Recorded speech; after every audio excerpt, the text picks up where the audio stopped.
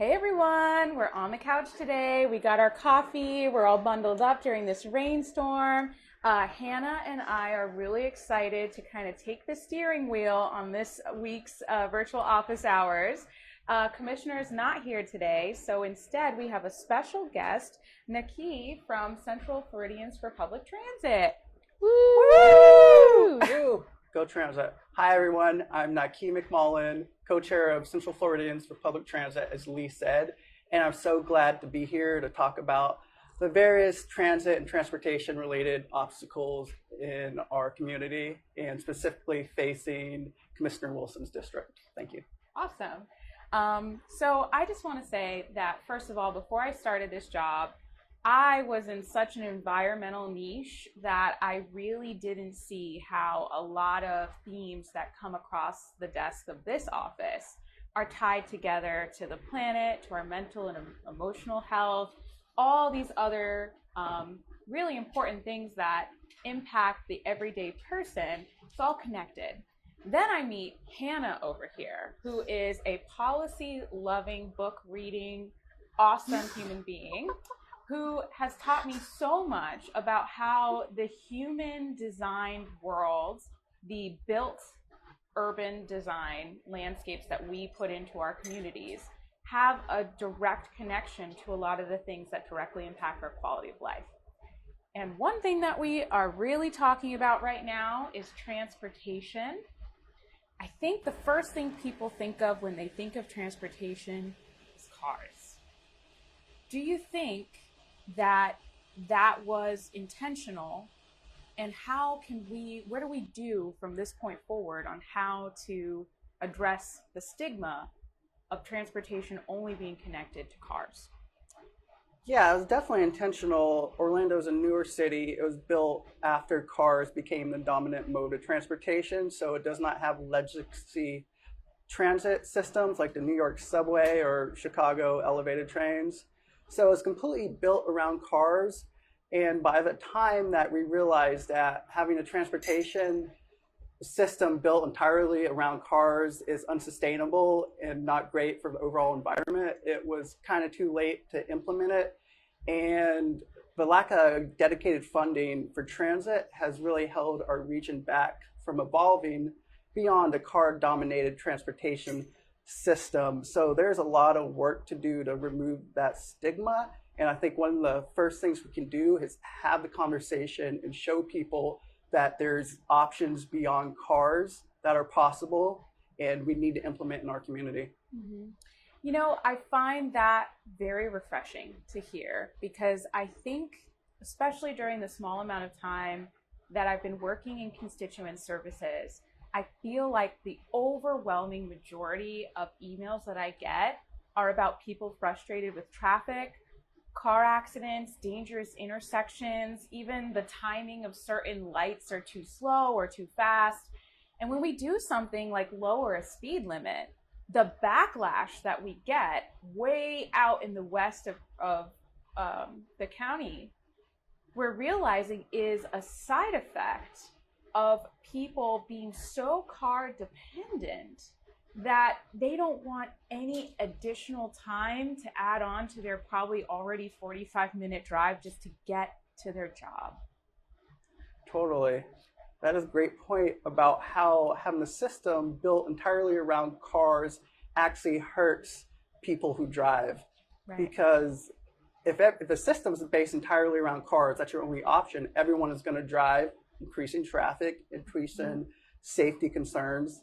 If you provided actual viable alternatives to driving, walking, biking, and transit, where you could walk to your local grocery store to get groceries or your local corner store, then that's one less car on the road, and it decreases traffic for everyone.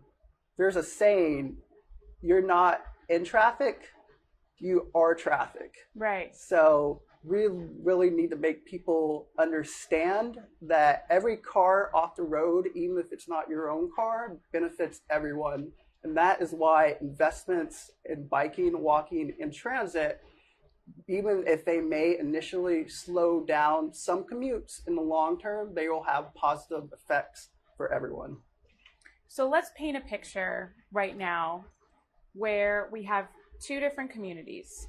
One community, you've got to wake up super early, get in your car, drive maybe 15, 20 minutes to the main artery road through your community, sit in traffic, maybe try to dodge cars that are going way too fast trying to rush to work. And I don't know if this sounds familiar to you, but I'm just explaining my commute into work. My 15-minute drive to get from the Maitland area to downtown turns into a, what did they say in Metro Plan Orlando? A nice consistent traffic congestion on I-4 that turns into a 35 to 45-minute drive unnecessarily due to I-4. Now let's talk about a different community. Daydream with me here. Take me through your idea of what a connected community would look like when you wake up, go to work. So a connected community, when you wake up to work, you have transportation options. So you might have a car, but you don't feel like driving. You want to work on your presentation before you get in the office. You take a train, you have Wi-Fi, you work on the presentation, you can be productive. Driving is labor. That's why people get paid to do it. Forcing people to work before they get to work, stresses a lot of people out. A lot of people want to just enjoy a, stress-free commute on Sunrail, which is why we need more Sunrail service. But in addition, we need much more service like Sunrail. Like we need an east-west route. For your district, there is the so-called Orange Blossom Express, which they have been talking about to connect the corridor of 441 from Poplar to downtown that you could in theory use to provide a reliable commute time, because trains, grade separated transit, it doesn't deal with traffic, so it can provide a reliable commute time every day. So a connected community is one that has transportation options much beyond the single vehicle occupancy. While the Orange Blossom Express would be a little further north in District 2, I would love to have something on Colonial or something like that that would have that east-west connector. To me, the connectedness also means a grid system. So if you're coming from Maitland down here, you don't have to take I-4. You could also take, 1792 or another road that would be parallel. And then when it disperses traffic, it also makes commute times a little bit better. Right. Great point about the need for an east-west connection. Sunrail acts as a north-south connection, but we lack that east-west transit line, which is a big priority of ours in the county in general. We are big advocates for bus rapid transit, which is taking a bus and making it act like a train by giving it dedicated lanes, off-board payment, and all these other features like light priority to speed it up and provide the reliability and speed of rail, but of a fraction of the cost. So a bus rapid transit line connecting UCF to the west side of Coe, your district, District 1, would provide way more options that we need to connect people on the east and west sides from the biggest university in the country to downtown. Yeah. So for people who aren't familiar with that term bus rapid transit, maybe explain the difference between bus rapid transit and normal bus service, and then also how bus rapid transit is similar or could be similar to train service. So yeah, bus rapid transit, or BRT as we call it, is a popular option these days. They are launching them in a variety of cities, and it's been studied.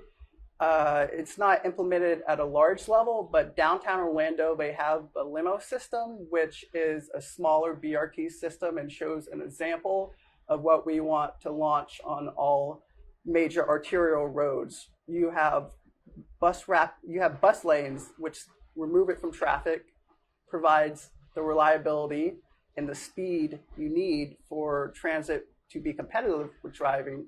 You have off-board payments, so you don't have to deal with people stumbling around their wallets for money. They pay before they board, and then just board and go.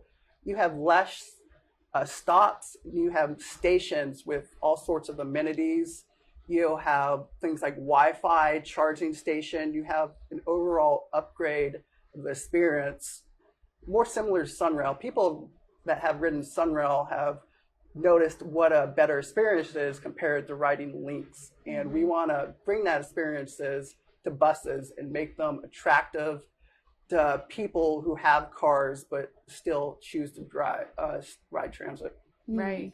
So I will say, since I met both of you brilliant human beings, I have done a little social experiment myself, where I've actually kind of started to archive some of my thoughts when I'm commuting in comparison to when I ride with a friend. And what I've noticed is I will do things like skip breakfast because I know I have to hurry up and get in my car. And then I think, well, I could easily grab a little to-go yogurt or something and sit on a train or sit on a bus and just enjoy a meal as I'm going to work. I also notice that I don't stop to get breakfast, or I don't stop to get a coffee or something. That's a missed opportunity to help businesses that are really in need of those types of dollars that I would have spent the money, but because I knew I had to sit holding a steering wheel, staring at just the back of someone's car for 45 minutes, I didn't make that decision.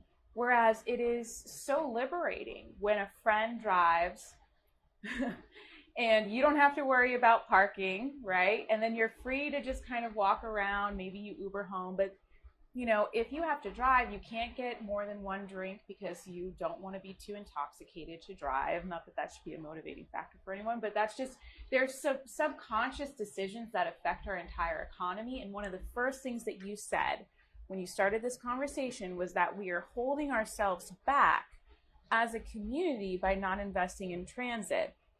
What are some other ways that our community could flourish if we invested in these options? Yeah, our lack of world-class transit has been holding back Orange County and Greater Orlando economically for decades. Right. Large companies, they want to locate in cities with good transit.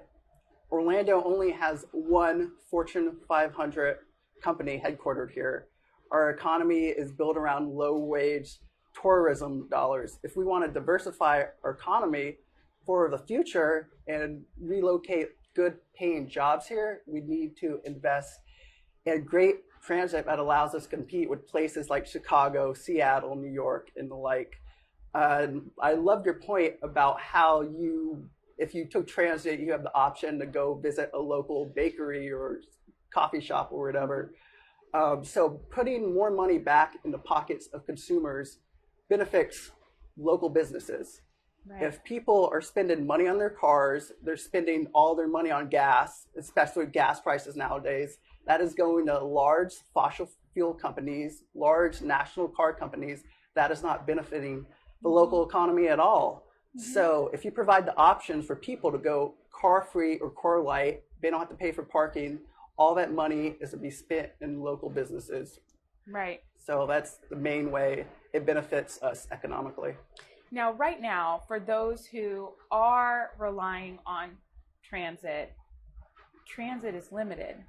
It's almost stigmatized because it's so poorly invested in that people almost see taking the bus as a lesser than option. In District 1, we don't even have the option. Right. You know, I mean, it's one of those things right now because of the lack of investment. You see somebody walking on the exposed sidewalk, and you know they're not doing that for fun. Right. It's become a socioeconomic class divide. Right. Because Exactly. we don't have choice riders on transit. Because if you had the choice, at this rate, why would you take it? Right. Because of the lack of investment. I have a friend who lives in Pine Hills and just decided to not go back to school because his commute is like 2.5 hours to get to UCF using the bus. He doesn't own a car, and between balancing having to work full time and have the capacity, heaven forbid you miss the bus or heaven forbid it's late, you could lose your job if you have no other option.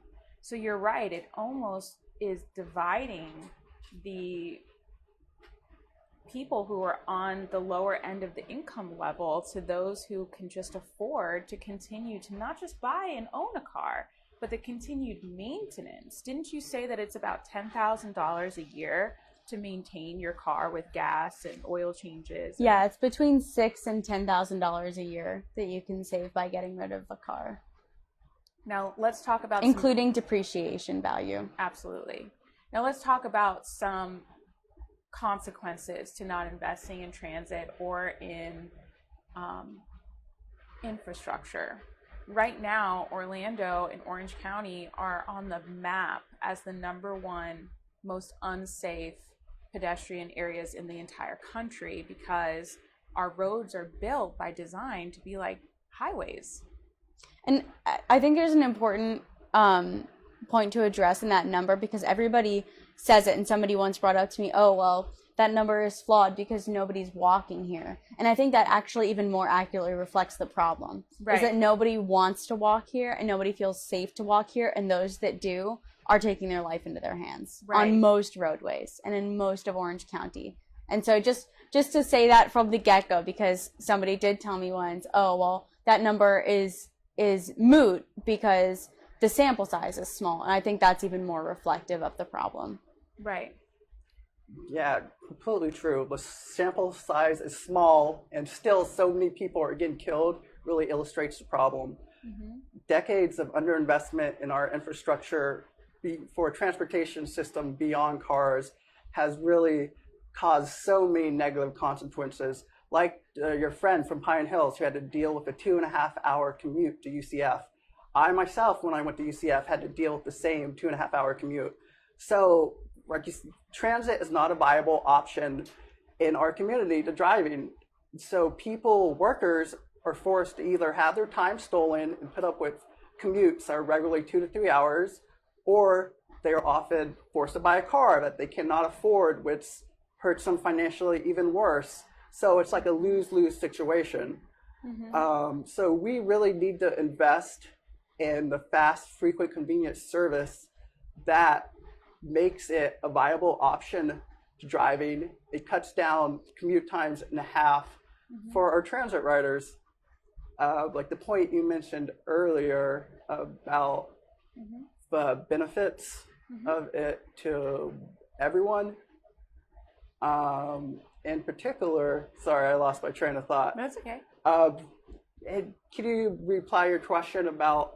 Well, some of the benefits I think are more so than just investing in transit just to have options. I think there's other benefits that can definitely tie into building community, driving more revenue to local businesses, and quite frankly, helping to incentivize people to go to places that they wouldn't normally go within the county. And physical safety. There are some places that I'll look at an invite and I'll just be like, oh no, that's a 37-minute drive. I'm not going. Mm-hmm. Think of all the friends I could have made or all of the experiences I could have had. But one of my limiting factors was that I didn't want to sit in my car for 37 minutes. Right. And that's a disservice to our community. Yeah. Great point about the added benefits, the community from having these transportation options. Mm-hmm. So when you walk around your community, you typically don't see other people, you see other cars. That prevents you from having the connections with the community. I love your point earlier about when you moved to Italy for a year and how everyone walked and everyone knew each other. You had like a real sense of community and a sense of solidarity and had neighborhood connection that people often lack here because everyone's based around cars. Yeah. I had an Uber driver who moved here and I asked him how he liked it. He moved here from New York and he's like, where are all the people? He missed the connections of seeing people on his daily activities. Right. It's different. That's one of those little things where, when you're biking or walking and you see people on the sidewalk or on the street, you nod.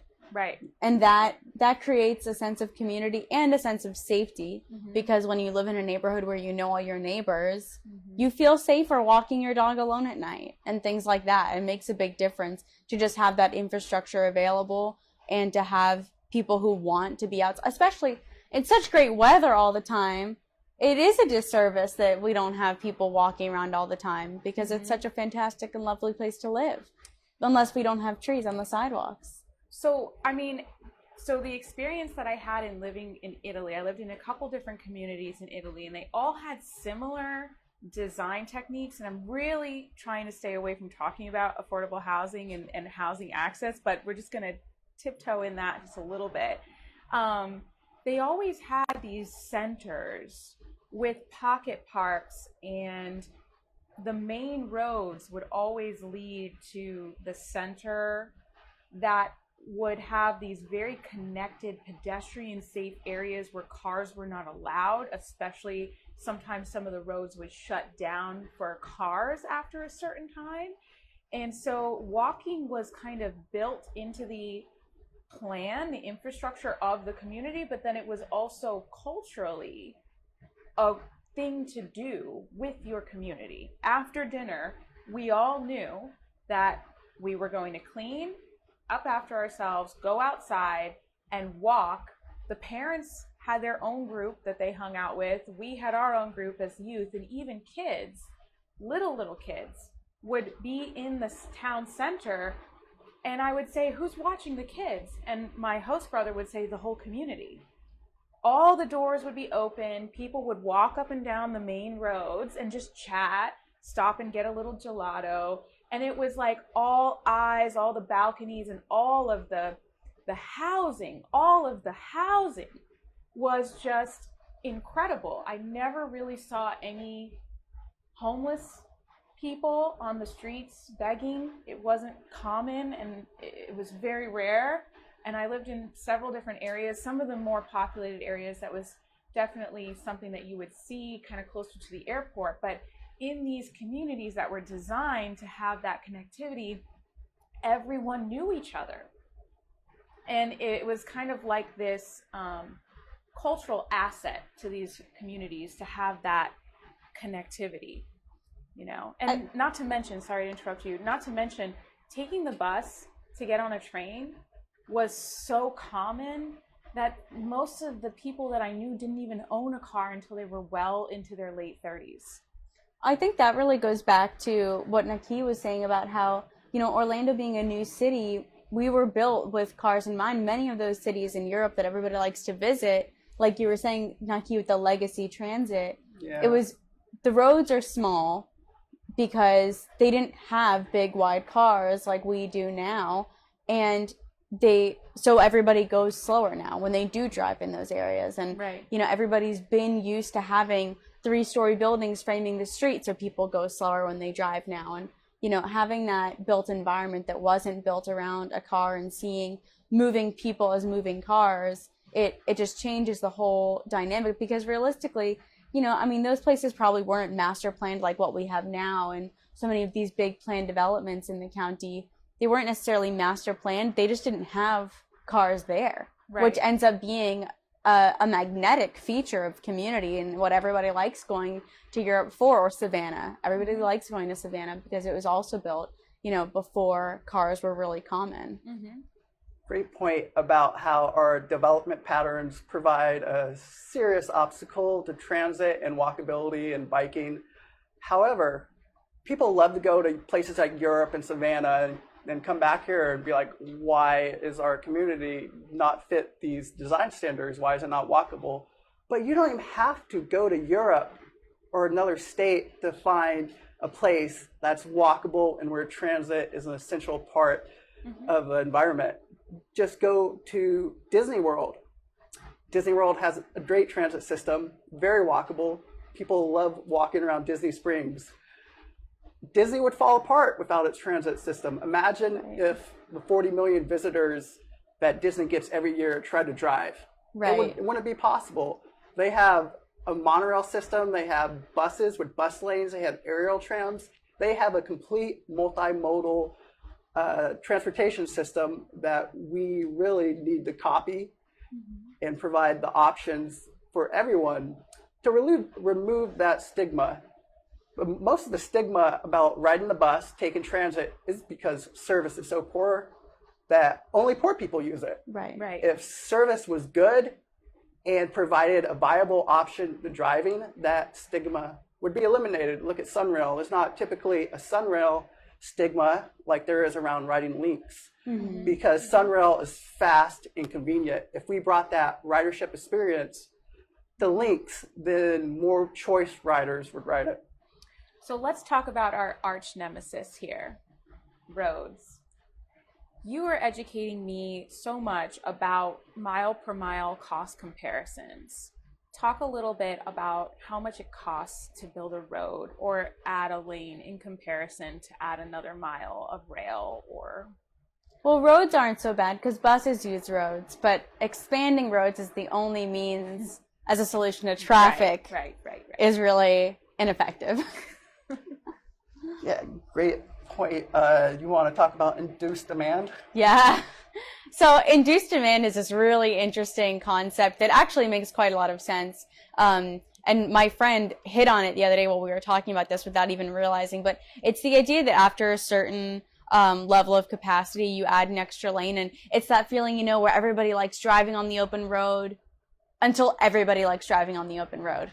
Right. And then everybody's on the road and it's not so open, right? And so the induced demand is ultimately after a certain period of time. I think it really only tends to be like a year or two. You might save 3 to 5 minutes for that year or two, but then it clogs right back up. Even assuming there's not the amount of development that we actually have now, just because people fill up roads because everybody likes driving on that open road feeling. And then what ends up happening as an effect of induced demand, like the commissioner has brought up, is then you end up having a 6-lane road with a 20-foot wide median and apartments on one side and the grocery store on the other. And nobody's going to walk across that road in 30 seconds or even 1 minute, especially if they're not especially if they're disabled or young or elderly. Maybe you could run across it as an able-bodied person if you're not carrying the groceries you just picked up, right? So then everybody feeding back into the induced demand gets in their car, drives up the road, makes the U-turn, and gets back into the Publix. I mean, we've all done that. We all know it happens, right? Mm-hmm. So that's induced demand. Right. Yeah, and because of the concept of induced demand, it means widening roads doesn't actually eliminate congestion. It just delays it. Exactly. To eliminate congestion and really get rid of traffic, the only way is by expanding public transit options, because transit is so much more space efficient.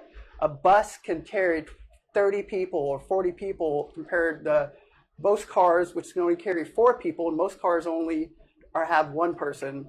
Right. So but $8 billion we're spending adding toll lanes to I-4, right? That's not going to eliminate congestion, and also it only benefits the wealthy people who can afford to pay those tolls. If we took the $8 billion that the state is spending, adding lanes to I-4, Lexus lanes we call them, and we could build an entire light rail system that covered the entire county and provided real transportation options. Expanding roads, it doesn't provide any additional options. If you build light rail transit that is grade separated, is frequent, comes every 10 minutes, that would be something that would really benefit the greater public, not just wealthy commuters on the I-4 express lanes. Right. Well, I think something somewhere in history went very wrong. I think many things, but one major thing is having a regional look at growth. I think sometimes we have regional conversations about transit, maybe, but I noticed that when we're approving different developments here, we're not really looking at it in the eyes of a pedestrian or in the eyes of someone who's going to have to rely on transit options. And we're definitely not looking at it from a space where our neighboring counties are also exploding in population to us. We just keep doing these assessments, more assessments. It's like we're trying to catch up to putting band-aids on all these problems as the inquiries come pouring in and the people keep getting pissed and more kids keep getting hit by cars. And then we're like, add a lane. And we're not looking comprehensively at the regional growth that we know is coming. Because if you put a bus on that road, you are taking cars off the road. I don't know why that hasn't. Because the transit option right now is so bad that nobody can see themselves getting on it. They just see themselves in the car stuck behind it. Right. And it's hard for me to imagine, because when I lived in Gainesville at UF, I took the bus every single day, and I bought a car to live here, and I try my best to never use it, because personally driving is just stressful, and it's the number one killer of people ages 0 to 40 in the US, so it just feels like, oh, why risk it? But you know, if I can avoid it, which I'm lucky enough, I pay a decent rent with 4 roommates, so that I can have options. Right. It's one of the many sacrifices people have to make in order to have the multimodal options. But for the buses, you know, I live near a bus stop, and I live right off Colonial, and it doesn't make sense for me to take the bus to get to work, because it'll drop me to the Link Central Station first, and there's only 2 lines, right, Naqiy, at that stop on Colonial near the Publix? Yeah, it would take... So I bike. Yeah, it'd take a lot longer in biking, so Yeah. Right. that's the issue. So let's just say, you just brought up an awesome point. The top 4 causes of death: suicide, cars, accidents, heart Crashes. disease, and diabetes. If we compare our community to other communities that have walkable, bikeable roads like in Europe, the longevity of their people is directly correlated to their built urban design. And I think just being able to even spend 15 minutes walking from your house to a bus station, getting on a bus, and then sitting, reading your book on the bus, and then working on your work presentation on the train, and then walking from the train station to work, it would probably help save lives and combat heart disease and diabetes, and connect us to have relationships with each other again, instead of this urban sprawl hellscape that we see so frequently throughout Orange County, so that we can actually get to know our neighbors and love each other and be connected to each other. Right, because transportation options also means active transportation, Right. where you're walking and biking, and you actually get a little bit of exercise, because, you know, realistically, none of us really get that hour a day after work to exercise. So having the active option does make a big difference. Yeah. Great point about the health benefits of improved transportation options. There's so many, most people, they drive every day, and then they get home from working all day. They don't want to go work out or do physical activity. If you incorporate active transportation into your day, it just makes you not only physically healthier, but much more mentally healthy as well.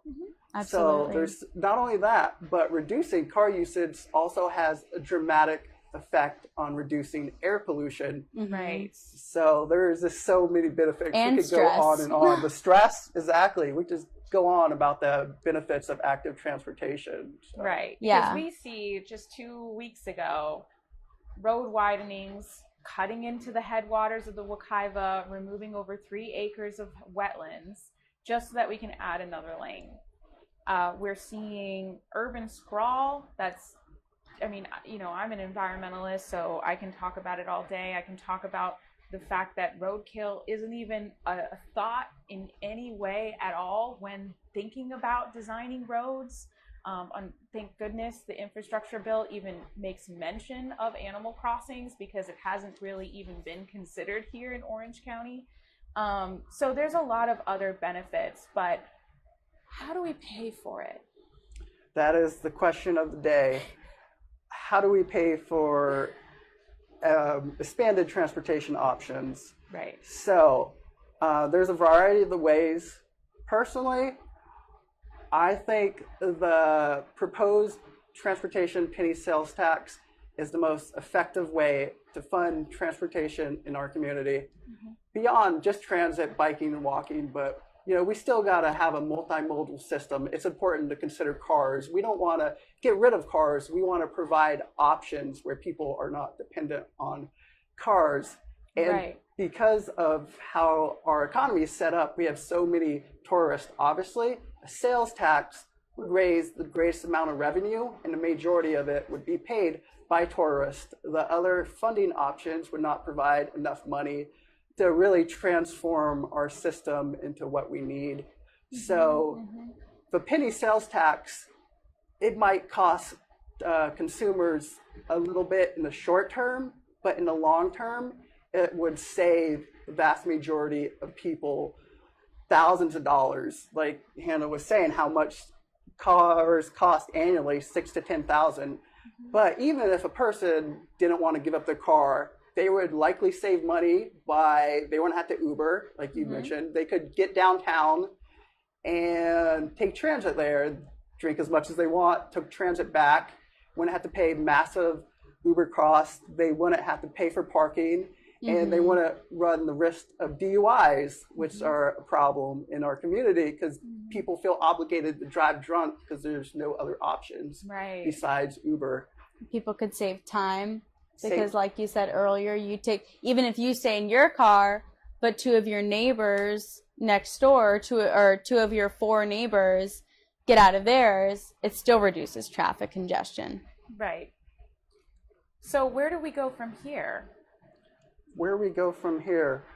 So our group, Central Floridians for Public Transit, we're a new group. We started in 2019, went dormant as the pandemic occurred, and then we were reactivated at the start of the year when I became lead organizer and several other new board members were appointed.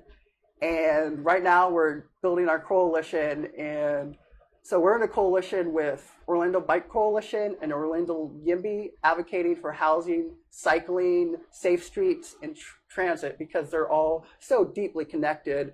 Like, if you don't feel safe to walk to the bus stop, you're not going to want to take transit. And if you can't afford to live next to the bus stop because of gentrification and displacement, you're not going to take transit either. So we need to provide enough affordable housing connected by safe streets to frequent transit to really transform our community and our quality of life. A little bit more about Central Floridians for Transit. You can follow us on Facebook, Twitter, Instagram, or check out our website. We'd love for people watching to sign up for an email list to receive all the latest local transit news. And some of the ways we have our roles are we engage the community, we educate the public on the benefits of transit, and try to make them understand why having better transit options would benefit everyone. We represent the riders because riders, so often, they lack a voice. People riding transit, they don't have time to show up to community meetings. They're typically poor people of color, so their voices are too often unheard by elected officials. All of our community, our coalition, we ride transit. Some of us own cars, but we all take the time to try transit and try sustainable transportation alternatives so we understand the challenges that our riders are facing. We also act as an informational hub to connect potential riders and current riders with all the relevant service updates and service news. And we also advocate for our specific transit vision, what we want to see out of our transit system. Basically, we want to see frequent service on every major corridor. We think buses should come every 15 minutes. Buses should run 24 hours to serve our late night hospitality workers. Yes. So we need a complete overhaul of our system. We need frequent service, we need fast service, and we need convenient service that allows you to easily connect between Lynx and Sunrail using one fare card. Right. You know, you just brought me to a moment where I met a young lady who, this was years ago, I had to go to the hospital and I left really late at night walking to my car, and this lady was sitting without any coverage. The rain was coming in and she was sitting by a bus lane, and it was way past the point of a bus coming. And I'm walking in my car and I just couldn't let her stand there waiting for a bus. So I asked her if she would come with me and let me drive her home. She was super scared to accept that because she was scared I was going to hurt her or something. But I just remember talking to her in the car, and she was talking about how She worked in hospitality and she got hurt, and she was taken really, really far away to go to the hospital and had no way of getting home now that the bus was over, and she would have been stuck there because she newly moved to Florida and had no options to getting home after 11:30 at night. So, I mean, these stories probably happen everywhere in our community. It's not necessarily that you can't afford it or that you I don't know why people put stigmas on transit, honestly, because I feel like if I didn't have transit going to school where I couldn't afford a car when I was in college, I wouldn't have been able to go to college at all. I took the bus every day. It opens the door for you to build on your, especially if you're low income, and build on your career and build on your life experiences. If I didn't have that option, I wouldn't have been able to go to college. Same. I commuted 2.5 hours one way via links, and I was grateful for that. So we would love to have you join us and fight for more sustainable transportation options to benefit not only current riders, but to benefit our entire community. How much time we got left, Lee? We're closing out. I also want to say, I don't think the board, as far as I know, from where everybody lives and how they commute, I don't think the board of county commissioners, any of them ride transit. And a lot of people in our transportation division, I don't think ride transit from our conversations that we've had. That's an ongoing meme, I think, in the transportation world, is a cartoon of somebody going in for a transportation job and like, do you ride the bus? No, you're hired. Right. Yeah. Exactly. And it's like, wait, but it's because, you know, it's the chicken or the egg. You know, it's because why would you? At this rate, it'll take you forever. Right. But it also puts you further from the challenges that transit riders face. Right. And the last point that I want to make, because we've talked a lot about transit options and the decisions that we need to make from this point forward, what I notice is that our long-term transportation plan really shows a lot of expansions of roads, but also new roads that I want to say out loud over and over again will lead to more urban sprawl. More congestion. More roads actually equal more congestion. Right. So roads lead to more congestion and more urban sprawl. So I just want to say that over and over again in case anybody out there needs to hear me. Okay, so any closing remarks for people who might not really know how to get involved or where to plug in? If you're interested in reaching out, you can go to our website and contact us at the email there. We are always receptive to messages on any social media. We would love to hear any experiences or questions you have about transit in our community. I love to chat. I'm a huge nerd. I could talk about current transit options and what we need to do to our community to make it a viable option for most people. So thank you so much for having me speak about these issues. Thank you for your enlightening talk about induced demand. And thank you for the viewers for taking the time. Thanks, Naqiy. Awesome. And when is the next opportunity for people to communicate their issues with transportation in Orange County? So the county is having ongoing transportation open houses. The next one is Monday. For 6 o'clock. District 4. District 4. Do you know the address of that? It is somewhere on Econ-Locatchee Trail. Econ Rec Center. Recreation Center.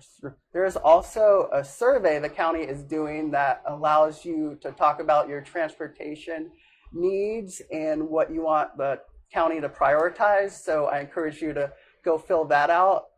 And I encourage you to just keep up with the conversation that's going on with the county about the transportation funding initiative. And overall, just if you have not tried transit in our community, I encourage you to try it at least once so you understand the obstacles that current riders are facing and you understand the challenges of making it better. Awesome. Thanks, Naqiy. Thank you. Have a wonderful evening, everyone. Thank and you. please check out Central Floridians for public transit. Thank you.